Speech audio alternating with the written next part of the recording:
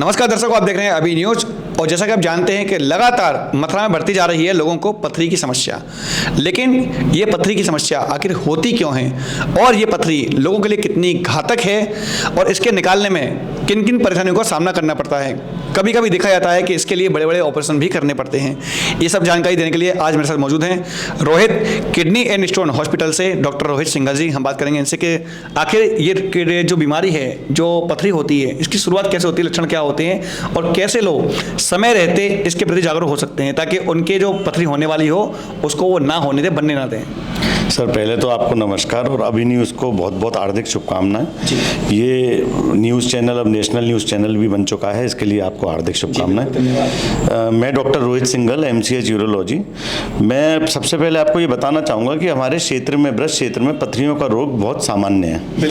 आपके घरों में भी देखते होंगे कि पथरी का जब डिस्कशन आता है तो 5 में से 3 लोगों को पथरियाँ होती हैं। मैं आपके चैनल के माध्यम से एक तो ये बताना चाहता हूँ कि हर पथरी का ऑपरेशन करने की ज़रूरत नहीं होती।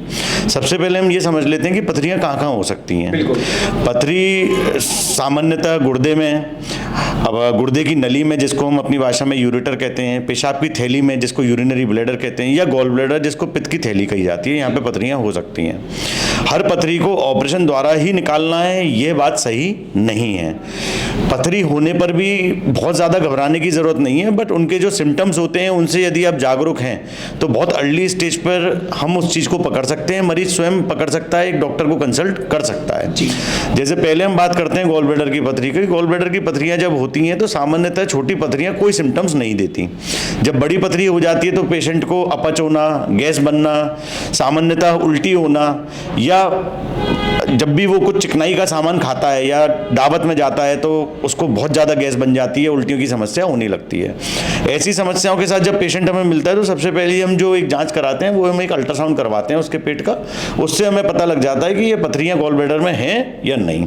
यदि पथरी है, कितनी बड़ी है, कितनी छोटी है, कितना उसको सूजन कर रही है, पेशेंट को कितना हार्म पहुँचा रही है, इन सब चीज़ों से हम जान सकते हैं कि इस गॉल ब्लैडर की पथरी में कभी भी पथरी नहीं निकलती। सर, ये एक लोगों में बन गई है कि पथरी निकाल दें डॉक्टर साहब, बट उसमें गॉल ब्लैडर ही निकलता है। यहाँ पर मैं छोटा सा एक प्रश्न पूछना चाहूँगा कि आखिर पथरी बनती कैसे है?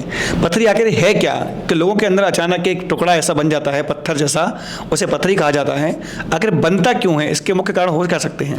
देखिए सर, ये आपने एक बहुत ही बड़ा सवाल पूछा है, क्योंकि इस पर हमारी एलोपैथी में पूरी एक किताब लिखी हुई है। बट मैं 1-2 लाइनों में बताऊंगा कि जो गुर्दे की पथरियाँ होती हैं इस क्षेत्र में अनुमान 70 से 75% पथरियाँ कैल्शियम की होती हैं। अब लोग ये कहते हैं कि साहब कैल्शियम ज़्यादा खाने से हो जाती हैं। ऐसा नहीं है, कैल्शियम ज़्यादा खाने से कैल्शियम की पथरियाँ होती है। पानी कम पीने से कैल्शियम का डिपोजिशन होने लगता है किडनीज में, और वो डिपोजिशन एक कैल्शियम की पथरी का रूप ले लेता है। 30% जो पथरियाँ होती हैं वो फॉस्फेट्स की होती हैं, यूरिक एसिड की होती हैं। अनुमान आपने देखा होगा कि यूरिक एसिड बढ़ा हुआ है, उससे भी जो पथरियाँ बनती हैं वो होती हैं। लेकिन हमारे क्षेत्र में जो पथरियाँ हैं वो कैल्शियम की हैं, क्योंकि हमारे क्षेत्र का जो पानी है थोड़ा सा हार्ड वाटर है।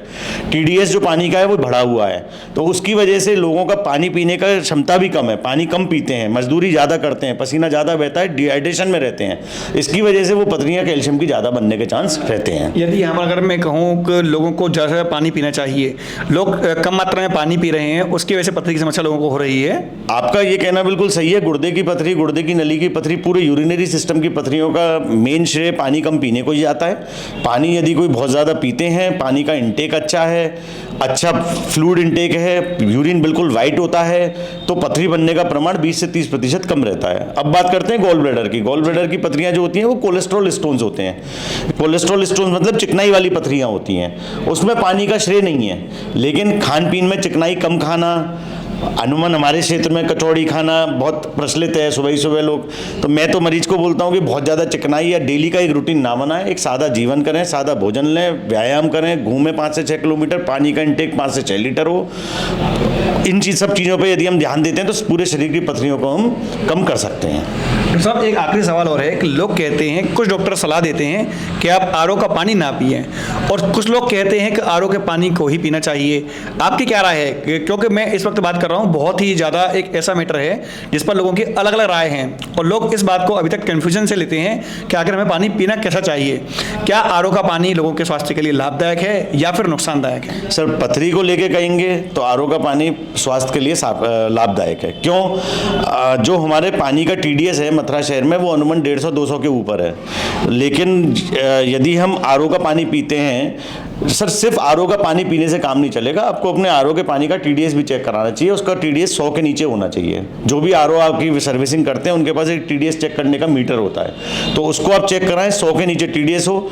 लेकिन आरओ का सर एक साइड इफेक्ट ये होता है कि उसमें से मिनरल्स चले जाते हैं। इसलिए जिस आदमी को पेट की समस्या ज़्यादा होती है उसे बिस्लेरी वाटर एडवाइस किया जाता है या मिनरल वाटर एडवाइस किया जाता है, जिसमें मिनरल्स भी हों, पानी भी शुद्ध हो, टीडीएस भी कम हो और मिनरल्स भी हों।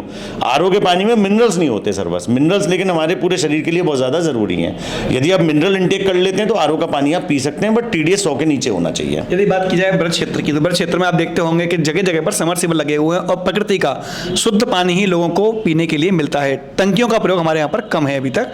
ऐसे में क्या कहना चाहेंगे? सर, पानी की शुद्धता तो भरपूर है ब्रज क्षेत्र में। समरसेबल का पानी यदि आप चेक कराते हैं तो अनुमान 100-150 टीडीएस पे, 200 टीडीएस पे मिल जाता है। उस पानी को आप स्टोर कर सकते हैं और फिर आरओ से क्लीन करके उनका टीडीएस 100 के नीचे लाके पी सकते हैं। तो दर्शकों, देखा आज हम लोगों ने बात की एक गंभीर समस्या की, जिसे लोग कहते हैं किडनी की बीमारी, समझ चाहूँगा पथरी की बीमारी। जी, क्या कहना चाहेंगे, बताएं। सर, एक मैं आपके चैनल के माध्यम से एक योगी जी और मोदी जी का धन्यवाद करना चाहता हूं कि उन्होंने ये आयुष्मान योजना चालू करी है। इससे गरीबों को बहुत लाभ मिल रहा है।